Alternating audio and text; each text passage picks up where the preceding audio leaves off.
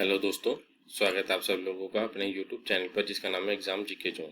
तो आज हम डिस्कस करेंगे जो जेबीटी मेवात कैडर का जो फाइनल रिजल्ट है वो कब तक आने की संभावना है और उसकी कट ऑफ क्या रहेगी और डॉक्यूमेंटेशन का ऑनलाइन या ऑफलाइन होंगे। इस चीज़ के बारे में चर्चा करेंगे कि कुछ एक बच्चे एचएसएससी चेयरमैन साहब से मिले थे तो उन्होंने इसके बारे में क्या कहा।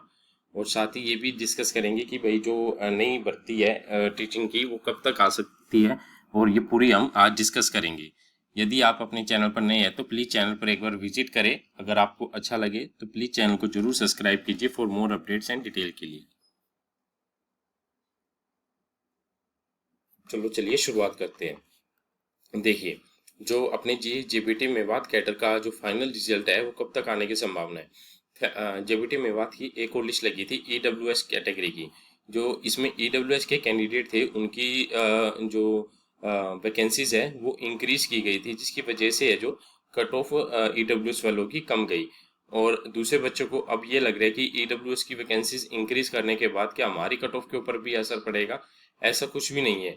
अगर ईडब्ल्यूएस की वैकेंसीज बढ़ी है तो उन्हीं की कट ऑफ के ऊपर डिपेंड पड़ेगा, लेकिन और ऐसा नहीं रहेगा, क्योंकि एससी बीसी बीसीबी वाले वो अपने अपने उसमें फाइट करेंगे। ठीक है, तो ईडब्ल्यूएस की इसमें ऐसा कुछ नहीं रहेगा, लेकिन इसके ऊपर रिजर्वेशन पॉलिसी का असर जरूर पड़ेगा एचएसएससी की, कि वो किस प्रकार की रिजर्वेशन पॉलिसी अपनाती है। अगर ईडब्ल्यूएस वाले कैंडिडेट अगर ईडब्ल्यूएस में ही फाइट करेंगे तो इसका थोड़ा बहुत पॉजिटिव असर आप लोगों को देखने को मिलेगा, और यूआर की है जो कट ऑफ उसमें कम जाएगी।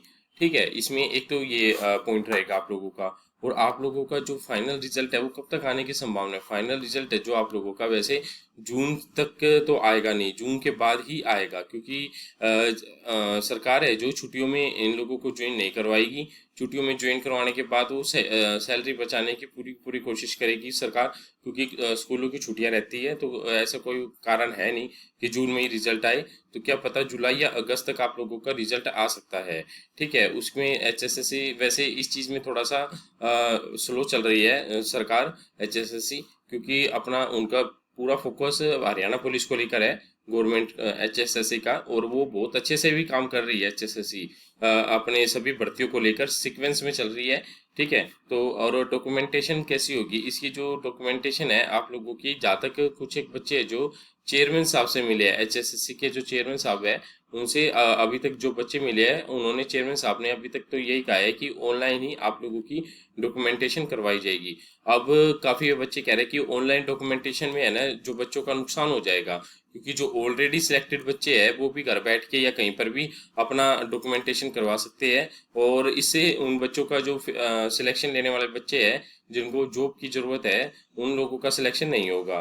देखो, एक तो ये बात तो ठीक है, पॉजिटिव आपने आप लोगों की बात ठीक है कि ऑनलाइन डॉक्यूमेंटेशन है उसकी थोड़ा सा खामी आ जाएगी, लेकिन अपने जो चेयरमैन साहब ने आप लोगों का ये कहा है कि भाई जो ऑनलाइन एप्लीकेशन डॉक्यूमेंटेशन होगी उसमें हम एक ऑप्शन जोड़ेंगे कि आप लोग पहले ऑलरेडी सर्विस में हो या नहीं हो। ठीक है, तो आप लोगों से यही रिक्वेस्ट है, जो बच्चा अपने ग्रुप से लेवल 6 की आप लोग अगर जॉब में लग रहे हो तो अपने उसमें मत जाना, क्योंकि एक तो मेवात में जॉब रहेगी आप लोगों की। ठीक है, और दूसरी अगर आप ऑलरेडी लेवल 6 के अंदर है, जो जिन बच्चों को टीचर की वैकेंसी की ज़रूरत है तो उन बच्चों का सिलेक्शन होना चाहिए, और उन बच्चों का नंबर आप लोगों को नहीं काटना चाहिए, जिसकी वजह से सिलेक्शन काफ़ी बच्चों का नहीं हो पाता, जिन बच्चों को रियल में ज़रूरत होती है। ठीक है, टीचिंग की ज़रूरत अगर आप लोगों को है तो ही आप लोगों को यस करना कि भाई आप लोगों की सर्विस में हो या नहीं हो।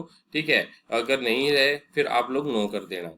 अब रहेगी आप लोगों की रिपीटेशन। रिपीटेशन कैसे रुकेगी, रिपीटेशन हम रुकेगी ऑनलाइन और ऑफलाइन के पोर्टल के ऊपर ही डिपेंड करेगा ये सब।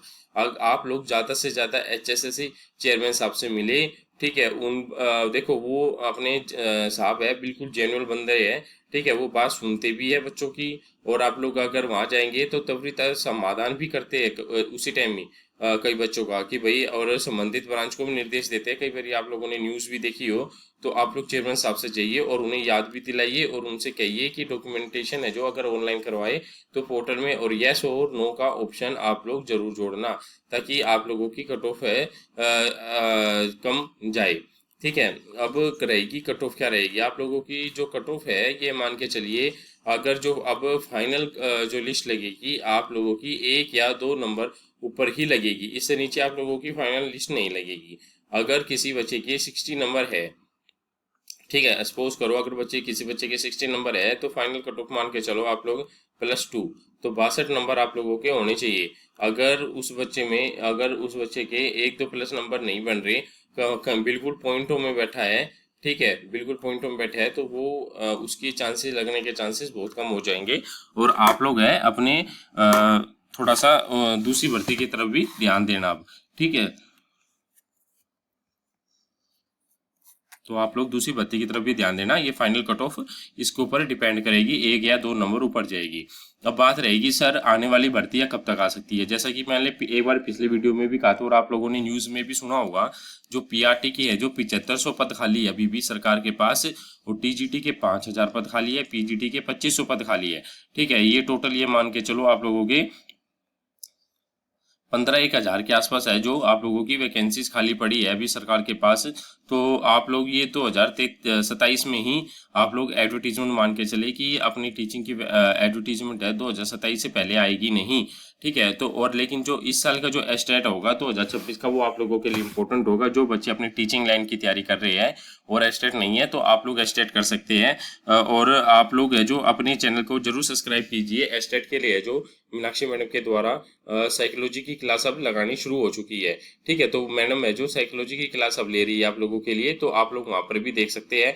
और अपने अपने चैनल पर जो सीईटी से संबंधित जो इन्फॉर्मेशंस हैं, ठीक है, आरटीआई के तहत जो जो इन्फॉर्मेशन मिलती है वो आप लोगों को हम प्रोवाइड करवाते हैं, ताकि आप लोग है जो अच्छे से अपनी तैयारी कर सकें। और जो करंट अफेयर्स की भी तैयारी और जो फॉर्म है जो आप लोगों के भर्ती के, वो भी आप लोगों को बताती है, जो सीईटी के अंतर्गत आते हैं और नहीं भी आते, ठीक है। तो ये सब चीज़ें अपने चैनल पर फ्री ऑफ कॉस्ट मिल रही है, तो आप प्लीज़ चैनल पर एक बार जरूर विजिट कीजिए। मैं ये नहीं कह रहा सब्सक्राइब कीजिए, एक बार विजिट कीजिए। अगर आप लोगों को अच्छा लगे तो प्लीज़ चैनल को जरूर सब्सक्राइब कीजिए। धन्यवाद दोस्तों।